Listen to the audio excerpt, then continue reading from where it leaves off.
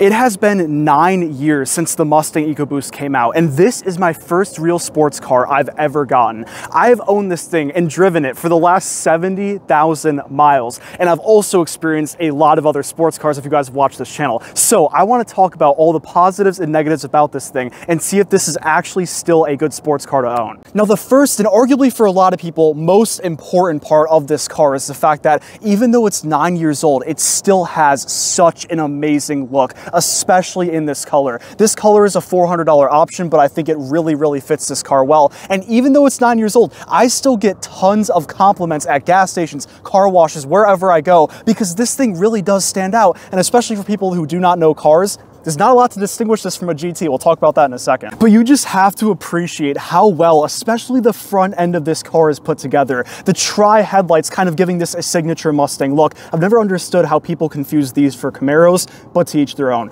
You have a massive Mustang logo right in the front with a nice 2-level grille setup, a nice black splitter, even though it's an EcoBoost. So I really like to see that on this car, as well as the nice little curvy, sharp lines that go down the hood. It just, everything on this car looks really good. Now, here is where the big discussion is. This is where things get kind of tricky because there are so many pros and cons to the engine that powers this car. First things first, I do want to address the S650 models that came out recently. I've already driven and reviewed one, and I must say I cannot understand the reason why you would want to spend twice the amount that this car costs to get the exact same engine, just with a better interior. I get it, the interior is nice, but that makes this one a lot more appealing than the S650s to me. Now, under this hood is a 2.3 liter inline 4 turbocharged engine. This thing makes 310 horsepower and 320 pound-feet of torque. And if you're looking at the value of this car used, sitting at right around $16,000, that makes this one of the best deals for the performance.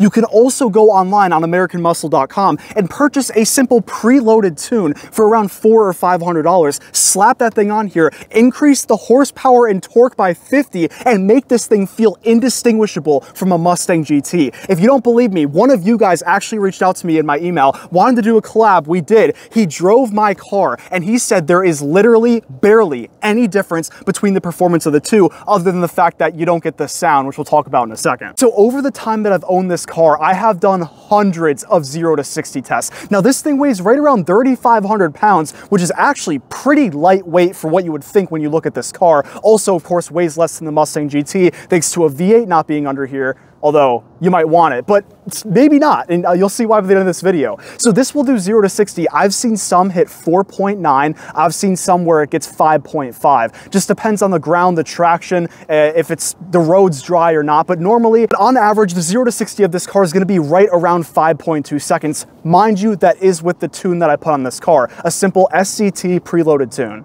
Now that sounds all great, right? No, when you think about it, this motor is built by Ford, which, okay, you know, may not be that bad of a thing, but it is pushing over 75 horsepower per cylinder. And if you tune it, mine's over 80. You're going to run into some issues, especially if you really push this car. At right around the 40,000 mile mark in my car, a check engine light came on, and I was like, it can't be that big of a deal, right?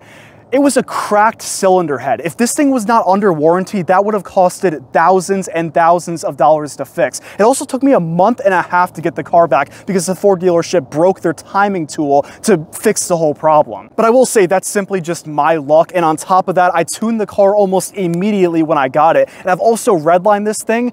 I don't want to know, but it's definitely in the quadruple digits. Now, I may have just scared you away from getting this car, but it's not that bad. That's really the only problem I ever had. Again, I have used this car as much as I could. So if you treat the car better than me, which guaranteed you will, you're probably not gonna have that issue. Regardless of that problem though, even if you do have some troubles with this car, remember, if you get one of these used, you're getting 310 horsepower for the price of $16,000. That is an incredible deal. And even if theoretically realistically speaking, you had to pay $1,000 or $2,000 in repairs. That's still so much cheaper than a GT, and if you tune this thing, performance that pretty much matches the GT. Now, looks, of course, are always subjective, and nobody loves their car more than themselves, but honestly speaking, even the side profile of this car, you have to give it some credit. For the price, in this color, the black wheels, I don't think you can go wrong with that. It catches eyes. Now that we're in the back of the car, let's talk about one of the elephants in the room aside from the engine bay, and that is the exhaust. I will tell you right now, no matter what exhaust you put on here, there is nothing you can do to make this car actually sound good.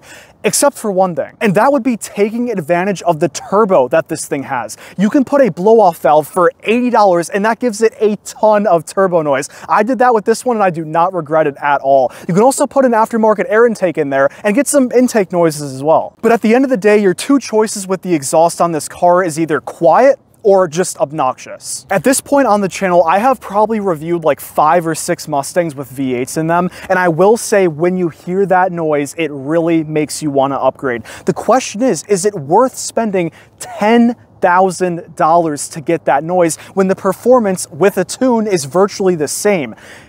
You guys answer that in the comments. Hard for me to say. Now let's take a look at the interior of this car. And what do you expect? It's not going to be that nice. However, there are a few features in here that actually make this thing feel different and special. It's just very plain in terms of materials. Just before we do that though, I want to showcase the back seats to you guys. And I'll tell you right now that there are multiple times where I've taken 4 people in this car to a restaurant or just driving around, and it's really not that bad. If you're just going to get people to sit in here for more than 30 minutes, you're going to get some complaints, trust me. The biggest one is the headroom. My head is literally smashing against the roof. The legroom is all right. I'll put the seat back right now, and you could even put it back much further than that, but the biggest problem is there is no headroom for the backseat passengers. All right, now let's take a POV look at the interior. So door panel is very plain. You're gonna notice some of these subtle touches, which I did because I got so bored of staring at this very plain interior that I just had to put some kind of cringy, ricey aftermarket carbon fiber, fake carbon fiber touches. But either way, I think it's tasteful, okay? That's just my opinion. You got the Mustang thing right on the door sill here. Again, door sill's very plain. I should probably clean this, but I think that just makes it look a lot better. The seats in here are actually pretty comfortable. You have even a little back adjuster here that will push this thing out to give you more support on your lower back, which is very nice. I have no complaints with taking this thing on long road trips at all. However, I've seen some people complain. If we hop in this thing, again, I think these carbon fiber paddle shifter extensions are like a must. It just gives it a much more sporty look to it. Let's go ahead and start this thing up. Okay, so one of the things that makes this thing feel very, very special is the fact that in the center screen in the gauge cluster here, you have a track apps button. Click that and you get a G-force meter. That's pretty special. You get an acceleration timer where you can time your 0 to 30, 0 to 60, quarter mile, etc. And I think we can actually see what some of our all-time bests are. 4.9 seconds, 0 to 60. So yep, I stand by my word there. You can even time your brake tests and lap timers and stuff like that. So that's just very nice. It gives it that kind of sporty feel to it. Other than that, not too much interesting stuff in here. Of course, you can see your boost pressure from that turbo. That's kind of a cool gauge to have on there. Now, other than that, steering wheel is pretty plain and simple. You get your media controls, that's where I was controlling the little screen in here with these buttons here. Cruise control, call, hang up, always hang up on people, I'm just kidding. A very small infotainment system, which is very unfortunate. You can step up to the premium and that's gonna give you a much larger infotainment system that's also touchscreen. That's one of my biggest complaints with the base model Ecoboost from this year is just how tiny this screen is, which makes the backup camera also extremely small. If we throw it into reverse right now, that's pretty tiny, but at least you have one. Okay, car, can you please shut up? Thank you. Now, you also get a bunch of buttons around here, and unfortunately, these are just old school. They're very outdated when you look at it today. But either way, whatever, cars are about driving them, so I'm not going to complain about that too much.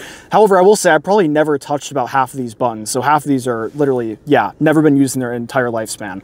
You're going to have a start, push to start, of course. I added all this little ricey carbon fiber here, but again, I think it's tasteful. It just, these nice little subtle red touches to the red exterior and the red paddle shifters. I think it's tasteful. Let me know what you guys think. But that's to the point of how modifiable this car is. Any performance mods, any exterior mods, any interior mods, there is an infinite amount of choices with modifying this car. That's what makes it so awesome. If you want a project car, you can have one. Just be careful with how much power you push in the engine, because it won't get happy after a while. The other kind of special thing with this interior is the fact that you have an adjustable steering wheel. So you can adjust the weight of it, normal, sport, or comfort, which does make a big difference with how much you have to really put into the steering wheel in order to get the wheel turning. So that's very cool. Other than that though, very plain and simple. You know, that's just the one thing I'm really not happy with, is how kind of boring the interior gets after a while. But again, you jump back out to the outside and you look at what a beautiful car this is on the outside, and also how well it performs. Let me know what you guys think about this thing. I think this is still a great car to buy, a great car to look at, and it's very competitive when you look at the other cars that you could purchase in this price range as well. Appreciate you guys for watching, and I'll see you in the next one. Peace!